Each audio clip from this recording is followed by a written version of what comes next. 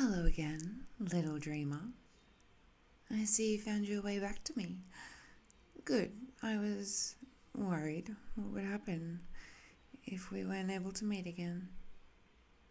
Oh, it was far from certain.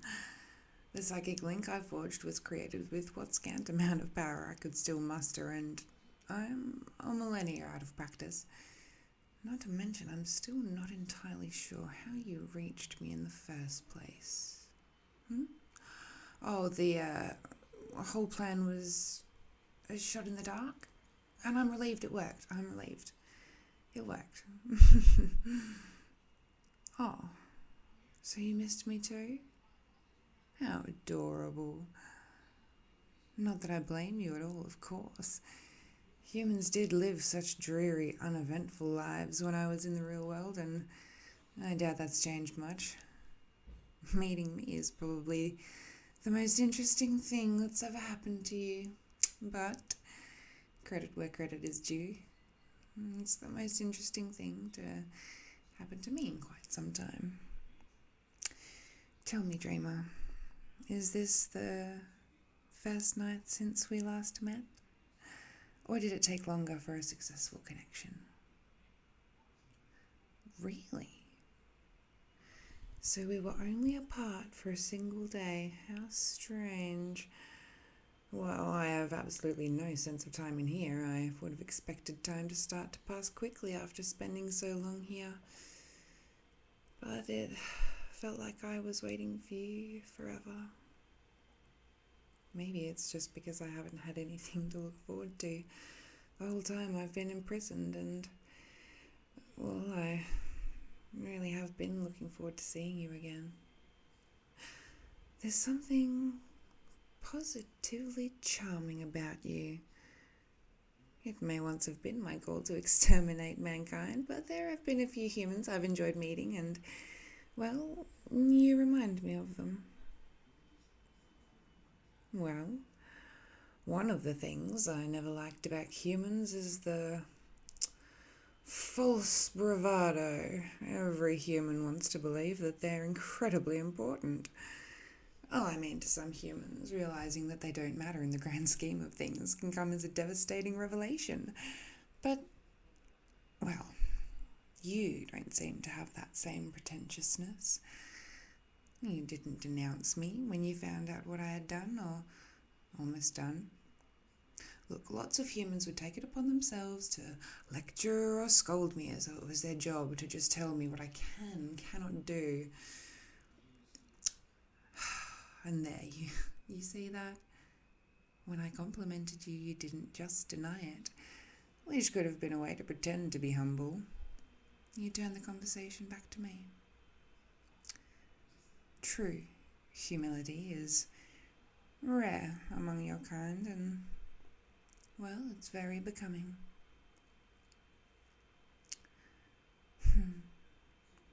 It's so much more pleasant to speak to humans when they're aware of their place.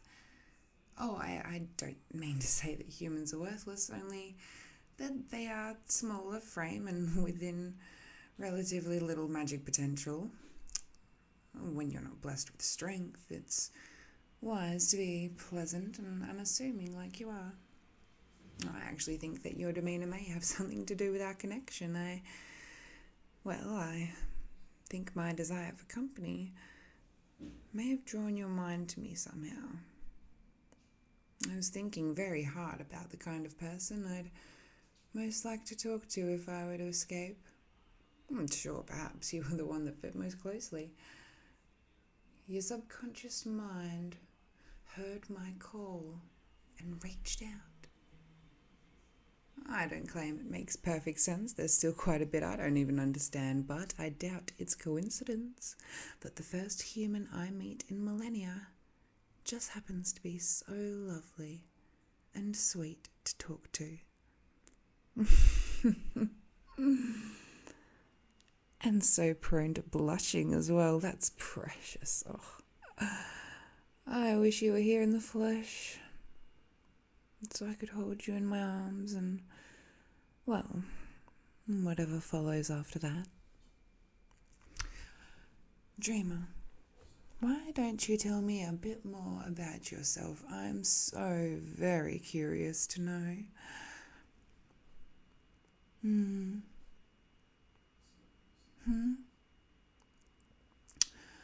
Ah, yes, I forgot. The world has changed so much. I barely understand what you're talking about.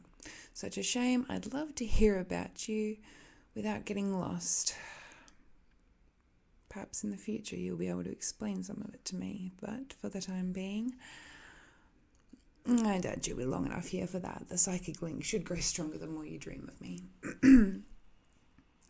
Oh, me? Well, I already told you a little bit. Ancient entity, former enemy of all mankind, all that. Well, I don't know. I feel fortunate that you've accepted me as things are. But I worry that the more you learn, the more likely it is that you'll discover something about me that you simply hate. Listen to me sounding so self-conscious. Before my imprisonment, I would have never felt even the slightest bit concerned about how a human felt about me then. I wasn't nearly so lonely back then. You know, there once was a human who told me that I would regret my actions one day. One of those humans that I liked, actually. I thought that it was always such a silly thing to say, but now I think I understand it a little. I suddenly find myself wishing I had been more pleasant. Maybe I had more pleasant things to say about myself. Well, isn't that sweet? Oh, it's kind of you to say that. But you shouldn't make promises you know you can't keep. You can't be sure that you'd be willing to accept me no matter what I say. Well, I suppose if you are sure, what do you want to know?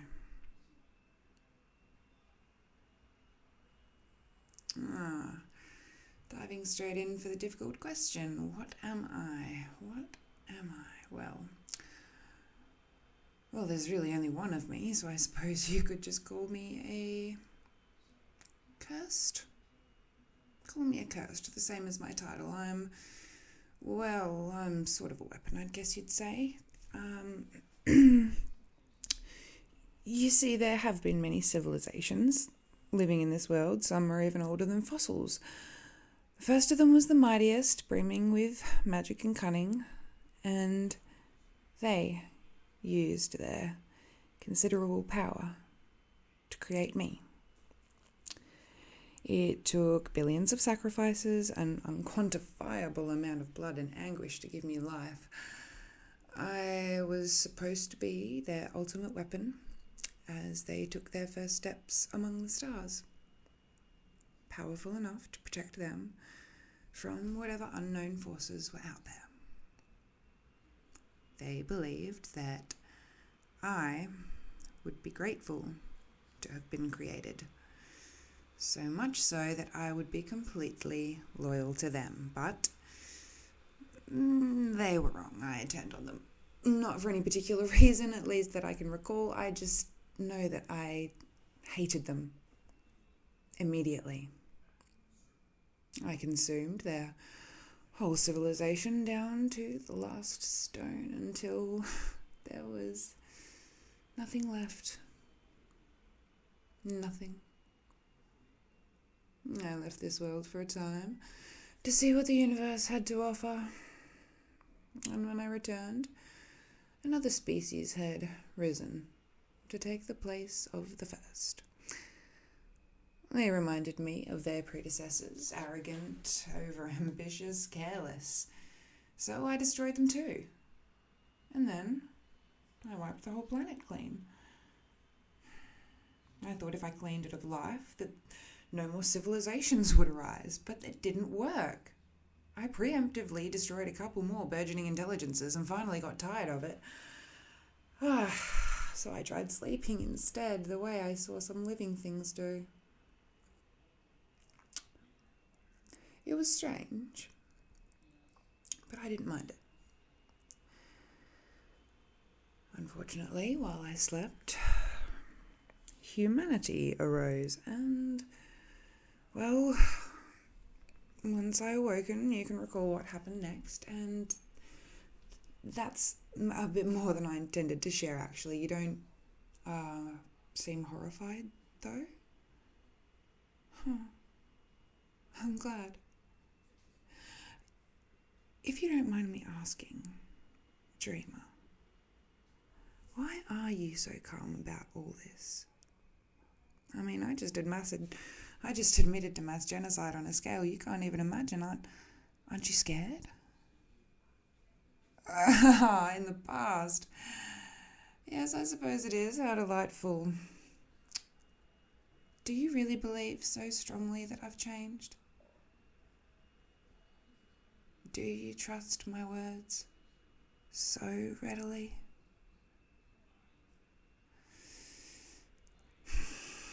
Well, I'm afraid you're naive. I stand by what I said, of course. I've changed, but it's frightfully childish to take me at my word. Nevertheless, I think I like that about you. It's wonderful to have somebody think so highly of me. Now I'm afraid our time may be growing short, so I'm going to give you some instructions, and this will help me understand the nature of my prison better. When you wake, I want you to draw a circle in the soil around the largest tree you can find.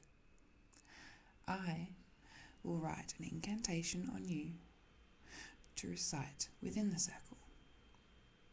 The tree will become a beacon for my mind to lock onto and help me understand where I am in relation to reality. Oh, of course, it's your choice whether to do it or not. I won't ask you to risk your whole species if you don't truly trust me. But if you do, it really would mean the world to me, and we'd be one step closer to meeting. For real. You're drifting away again. Oh, it's too bad our meetings are so short. Take care, my little dreamer. We'll see each other again tomorrow night. I know. I'll be waiting eagerly until we can speak again, okay? Goodbye, dreamer.